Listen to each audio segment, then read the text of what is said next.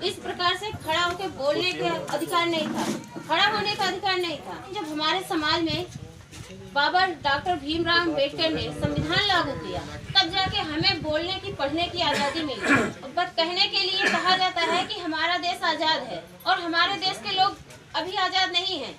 देश तो हमारा आज़ाद हो गया है, लेकिन हमारे देश में हमारे समाज के लोग अभी आज़ाद नहीं हैं। इसके पीछे कारण है, आज हमारे समाज में विपक्ष पक्ष खत्म हो गया है।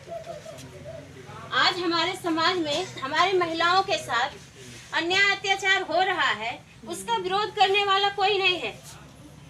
अगर हमारे गांव में हमारी बहन बेटियों के साथ कोई घटना घटती है, कोई अन्याय अत्याचार होता है, तो हमारे गांव के ही लोग, हमारे भाई बहन हमारा सपोर्ट नहीं करते हैं।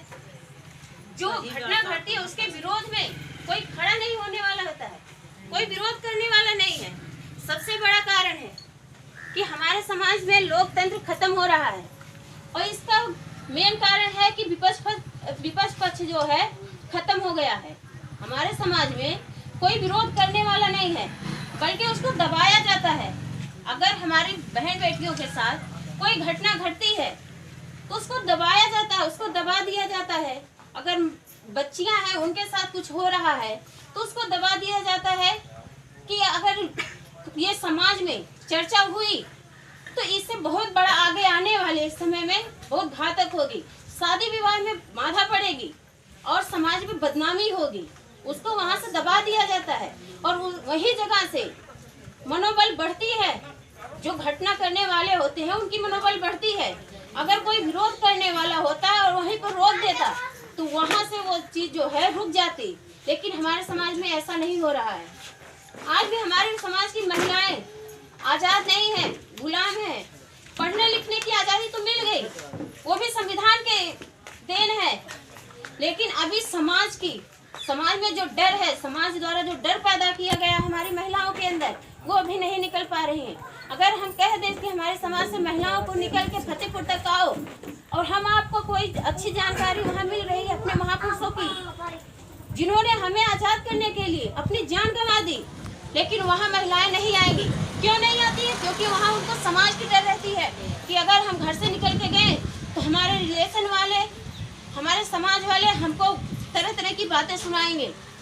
उनकी कौन से लोग काम कर सकते हैं, संगठन में कौन से लोग काम नहीं कर सकते हैं, इन सारी बातों को जानना और समझना। जब तक संगठन के उद्देश्य को आप नहीं समझेंगे, तब तक कोई भी काम सफल नहीं किया जा सकता। संगठन का मतलब क्या होता है? एक उंगली है तो किसी को भी मारोगे तो आपकी उंगली जो है मुड़ सकती है। मुक्का से मारोगे तो इंसान का दांत टूट सकता है ना? उंगली से मारेंगे तो कुछ नहीं होगा, कोई चोट नहीं, लेकिन मुक्का से मारेंगे तो इंसान का दांत जो है वो टूट सकता है। तो ये संगठन है। तो संगठन का उद्देश्य क्या है? जैसे मुट्ठी का प्रयोग क्यों करते हैं? मजबूती के लिए करते हैं ना, मजबूती के लिए। तो संगठन का जो उद्देश्य है वो क्या है, ये बात जाननी और समझनी होगी। साथियों, संगठन का उद्देश्य एक सिंपल सी भाषा में आपको समझाने का प्रयास करती। मेरी उंगली दिखाई दे रही है सभी को ना? ये ऊपर ब्राह्मण है, फिर क्षत्रिय है, फिर वैश्य है, और फिर शूद्र है। ये ऐसे है, ये सब खड़ा है। ऊपर ब्राह्मण है, फिर क्षत्रिय है, फिर वैश्य है, और फिर शूद्र है। हम ये खड़ी व्यवस्था है, इसको ऐसे करना चाहते हैं। आया समझ में? है ना, सिंपल सा।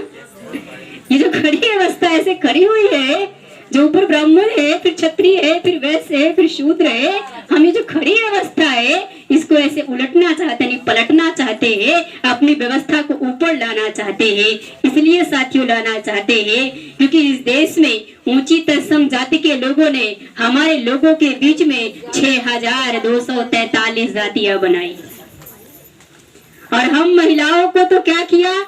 हम महिलाओं को बच्चा पैदा करने का सामान माना गया। हम महिलाएं केवल बच्चे पैदा कर सकती। आज हमारी पढ़ी लिखी जो लड़कियां हैं वो क्या करती है? या तो एजुकेशन करती है, एजुकेशन के बाद भी किचन संभालती है। सही है ना? एजुकेशन भी लेते हैं, फिर किचन संभालते हैं। हमारी अनपढ़ जो माँ होती है वो भी किचन संभालती है।